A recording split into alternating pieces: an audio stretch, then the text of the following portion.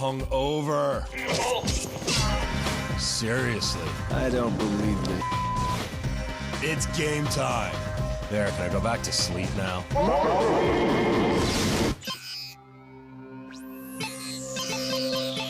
Prepare to be reviewed. Adam Sessler. Morgan Webb. Prepare to be reviewed. Prepare to be reviewed.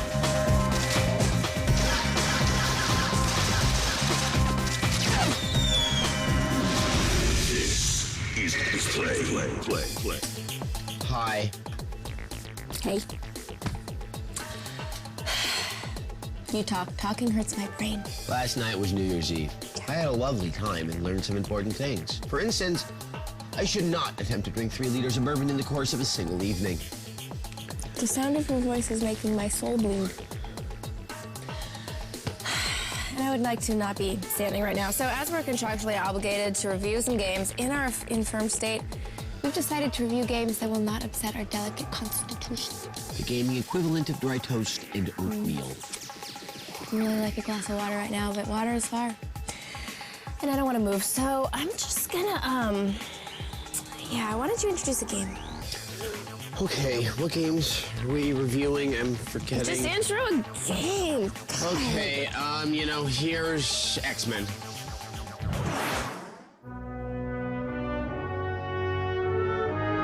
Why do you insist on coming here, Charles? I'm looking for hope. I will bring you hope. They finally made a decent X-Men game. Fully engage. Charles, don't be silly. On the Xbox 360. I feel a great swell of pity for the poor soul that plays that game. Slut. And I feel a great swell of pity for our viewers. Why me? With the taste of X-Men: The Last Stand still fresh in your mouths, here's a lovely franchise tie-in. X-Men, the official game. X-Men, the official game is an action game that takes place between the second and third movies. It's pretty simple. Destroy people and property and occasionally get generator panels online. Okay, let's get these generator panels online. X-Men isn't a train wreck, it's just uninspiring. From the 700 or so mutant characters crawling around the Marvel Universe, you'll have only 3 to pick from. Wolverine. I'll deal with you after I sharpen my claws on these clowns. Nightcrawler. Generator panels here. And Iceman? I can't let you do this. Each level is geared towards the special talents of these mutants. Wolverine's levels are wall-to-wall combat, but he's got all the nuance of a prison riot. Prison's not so bad, Charles, but you have to build your rep quickly. Otherwise, you'll end up someone's bitch. Frakes was my bitch on Star Trek Next Generation Seasons 1, 2, and 9. Frakes was everyone's bitch. Oh, I won. Where? I don't see it. Where? Here, diagonally. Pretty sneaky, Eric. Actually, Sneaky is more Nightcrawler's game. Nightcrawler has the largest variety of abilities, and his teleporting is surprisingly easy. So, you've just finished a fun Nightcrawler level. What do you want to do now? Why, play an Iceman level that handles like a third-tier flight simulator, that's what. You're thinking, it's X-Men, it's an action game, it doesn't completely suck, what am I missing? Let me show you a cutscene. What can we do? Return your seats to the full upright position. I haven't seen acting that wooden since Halle Berry in X-Men 1. Or 2 for that matter. Or Catwoman. Or Die Another Day. Or Monsters Ball. Even though it's on the 360, the whole game is visually underwhelming. I ain't impressed. Oh, and did I mention there aren't any online features? I will beat you at Hungry Hippos. And I'll be there to stop you, old friend. What the are you two doing? When I stole Jack Kirby's ideas for the X-Men, I never thought I'd see you playing some lame-ass X-Play bit. Huh? I haven't seen something this embarrassing since I walked in on Neil Adams and Joe Kubert role-playing Power Man and Iron Fist, if you know what I mean. Shut the up! Get the out! Get the out of my office! Don't roll your eyes at me! Those are the 2 best characters I ever created. If you want a stunningly average X-Men experience, X-Men the official game is waiting for you.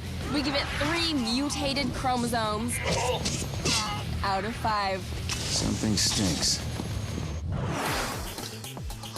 Oh, sweet, sweet X-Men. Not good, not bad. Just boring enough to not anger the man doing construction in my head. Are we on TV now? Do I have to open my eyes? Yes. Colors hurt. My contract may say that I have to be here, but it doesn't say I have to open my eyes or try. My skull is full of pain. Do you think if I shoved a knife into my skull, it would let some of the pain out? If it'll make you shut up, then yes. Yakuza. I was just thinking the other day, you know, it's been a long time since I played a middle-of-the-road adventure game based on the Japanese mafia. Thankfully, Yakuza is here to break that streak. You're Kazuma, badass soldier of the Tokyo underworld. You have respect, money, and a friend who seems to have killed your boss. Being the honorable type, Kazuma takes the rap, serving 10 years among angry silverware-wielding warriors. You killed a captain of the Tojo clan. And returns to civilian life to find the entire Yakuza world in chaos. Also, lots of people want to kill him, like this stripper, who is actually a guy, I think. Trouble is, it's really hard to like Yakuza as a game. Combat will occupy a lot of your time, and the fighting controls are stiff, clunky, and border on downright terrible. The weak lock-on system is useless. Kazuma auto-aims past his foes half the time, and you're constantly blindsided by off-camera enemies. You're often stuck finishing combos on nothing while hostile thugs line up beautiful attacks to your kidneys. I spent more time punching ears than I did bad guys. This might have been acceptable in 1999 or something, but there's no excuse for such archaic controls in this day and age. If you mean that, how about you say it to his face, instead of gossiping like some little. Then there's the translation. I don't believe this. Yakuza is unquestionably the most foul-mouthed game of all time. It just doesn't let up. What the do you think you're doing? Excuse you? You. You that mud up, yo! Oh, shut the up. Nice jacket, by the way, moron. Yakuza's story is engrossing despite the dialogue. You always want to see what happens next. You just might find yourself wishing you didn't have to play more of the game to get to it. What? Who the do you think you are, huh? Ugh, I have had it with the language in this game. Get the out of here. We don't need no Yakuza. I wouldn't go that far. It's a 3. Is that what you said? Out of 5.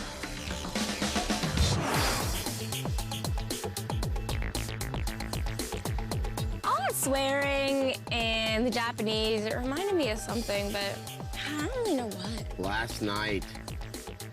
Oh. Hey, kids. Never engage in drinking competitions. You just end up getting into fights with Nepalese guys and then going off to find the Ark of the Covenant. Just go back to sleep. You being awake involves too much tacking. I have to pee. But if I stand up, I think I'll vomit. So I'm trying to calculate whether the pee risk outweighs the vomit risk. Oh, I already decided for myself. Up next, more stuff. I think I called Adam a douche at the party last night. Hi. I'm hungover.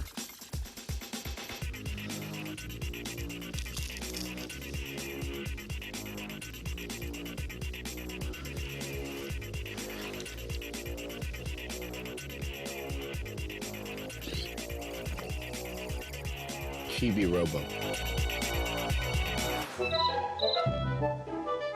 Ever wondered what the future will be like? Flying cars, teleportation, and robot maids. Well, Stargazer, you can get your first taste of the Jetsonian age in Chibi Robo. In Japan, Chibi stands for anything cute and little. But there's nothing small about this game. You play as a cute little helper robot that is brought into the dysfunctional home of the Sanderson clan. A broke household with a father willing to stand in the cheese line in exchange for the latest action figure. As Chibi Robo, it's your job to recoup your owner's investment by keeping the house tidy. Ma Sanderson thinks he should be sent back to the scrap heap, and Dad isn't the only D word she's slinging around. As a young robot, Chibi Robo isn't gonna put Hoover out of business. He has to recharge his batteries constantly and does little more than scrub stains off the floor. Eventually, the little fella discovers a secret world inside the Sanderson home where toys come to life and have unhealthy fascinations with action figures. Go! Space Hunter, Drake Redcrest. It's bizarre, to say the least, and it only becomes more strange as the game wears on. And this is truly one game that wears on. Things start slow with simpleton platforming and tons of menial tasks. But as Chibi completes a list of fetch quests, he's rewarded with happy points that he can use to upgrade his abilities. Yes, they're called happy points. Upgrades give Chibi new abilities that ultimately give him access to more nooks and crannies of the Sanderson abode. And ultimately, this is what Chibi Robo is all about. Getting from point A to point B over and over. There's some shallow combat and new gadgets that you can build from enemy scrap. But after 8 hours of wrestling a finicky camera and annoying time limits, the demands slowly begin to outstrip the rewards.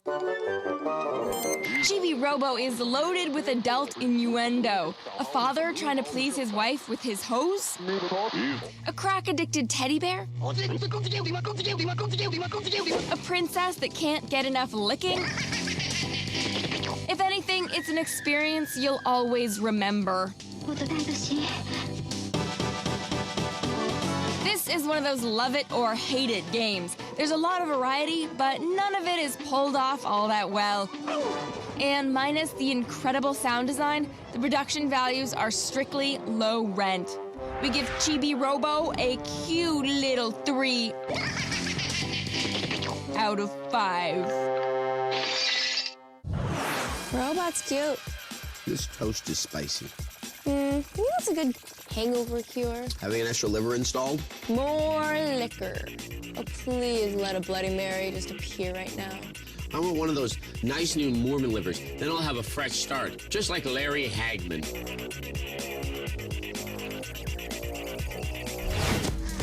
Yeah. Game reviews. Break. Come back. Just go. Go talk to Morgan. Hey, I'm sick. I am regretting ever having consumed alcohol. And it is times like this that your family and friends gather around you and say, you have a problem. But I'm not gonna stop drinking because Morgan Webb is not a quitter. So I've decided to shake myself out of this hangover with a look back at the worst camera angles of all time.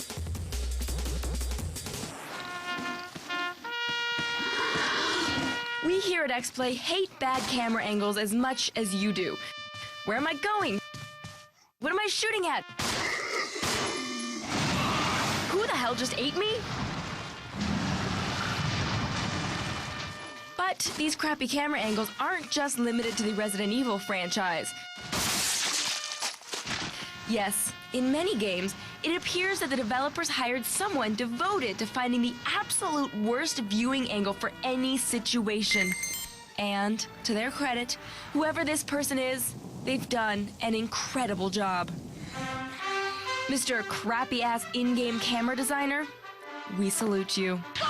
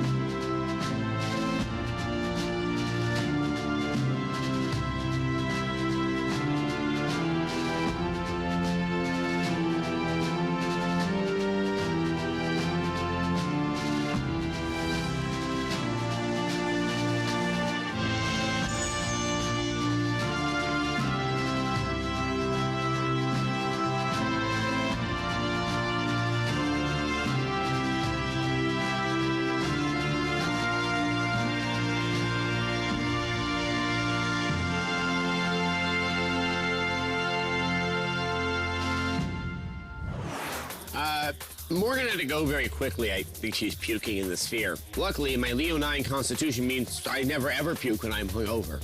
I may have lost control of my bladder last night, but we can't say that's because of alcohol for sure. I can show you a good time. Leave me the alone. Ow! That guy and girl are back. Hi. Welcome back. You have hangovers. We were drunk last night, and we're not entirely sure what happened, but it appears that Adam has Raven Simone's name tattooed on his back. She's more than moderately Raven. She's extremely Raven. I think we're engaged. At least that's what I assume from the pattern of the scarring. Good. This TV thing was never stable. If you don't sign a prenup, you'll be on easy street with all that Princess Diary 2 money. I am not a whore. Do you know who are? The ladies in the Saints Row game. Oh. You know, I've had it. I'm fed up. I'm sick of all these hoity-toity lawyer types. I'm talking to you, Kenan Thompson, telling me what video games are harming the children. I just want to waste them all. This game is not Grand Theft Auto. It's Saints Row, a nice religious romp through small-town family values. I can show you a good time. It's everything that Grand Theft Auto is not. Maybe. You can free roam all over the city in Saints Row, anywhere you want to go. Sure, that's like Grand Theft Auto. You can throw ladies out of cars and steal them. Sure, that's like Grand Theft Auto. You can beat down on those dirty cops that never or won't solve Tupac's murder. Sure, that's like Grand Theft Auto. But beating up a guy in a hot dog costume, the only place you'll find that is my dreams. My torturous, diluted, miserable dreams. Hector says buenas noches. There is a story here. Saints Row has become a haven for misplaced anger, drugs, and morally irresponsible behavior. We've seen this kind of reprehensibility before. And we've seen it in other games before. What if it snowed in San Francisco? But if you just wanted a game with people using bazookas on quiet streets, you'll need to look, well, actually here would be fine. What's my point? Oh, something about moral values or hookers. Sweet, full-figured hookers. I'm getting so distracted. Rip-off games do that to me. But Saints Row has something more than Grand Theft Auto. It has something that censorship-loving zealots can truly appreciate. Life lessons. Lesson 1. It's hard out there for a pimp. And you have to alleviate their stress by taking their hookers from them. Forcefully, if need be. That cleans up the streets. That cleans up your soul. Lesson 2. It's hard out there for a John. How'd you like to make some quick cash? That's where you come in. Johns need privacy. They need intimacy. They need love. I got a girl waiting in a car out back. Drive them around, give them the space they need to get their $75 worth. Let's see the goods. I think you're gonna pop. Ow, it hurts, it hurts. No, I'm okay, keep going. I'm not cleaning that up. So, you see, video games can be helpful. Saints Row tries to appeal to all walks of life. Taggers, strippers, dealers, sesslers. But other games, better games, have already done that. So for that, we give Saints Row 3 Bishop Don Juans out of 5.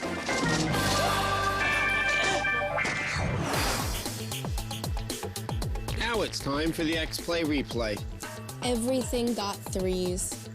That's the point. So, that sure was our New Year's show, which we hope proves to all the young people watching that drinking and existing the next day don't mix. That's why you should participate in high-risk behavior while drunk. If you're gonna get wasted, might as well wreck your Beamer or fall out a frat window, because dying is the surest way to avoid a headache the next day. But we're feeling much better now. One of the interns came in and he was kind enough to bring us tea. And by tea, we mean scotch. Because one night of binge drinking doesn't make for alcoholism. It takes committing to a lifestyle. Speaking of bad choices, it's time for video viewer mail. Today's video viewer mail is from this guy. Hey guys, if you could be any Kingdom Hearts character, which one could you be? And you can't say Sora, Adam.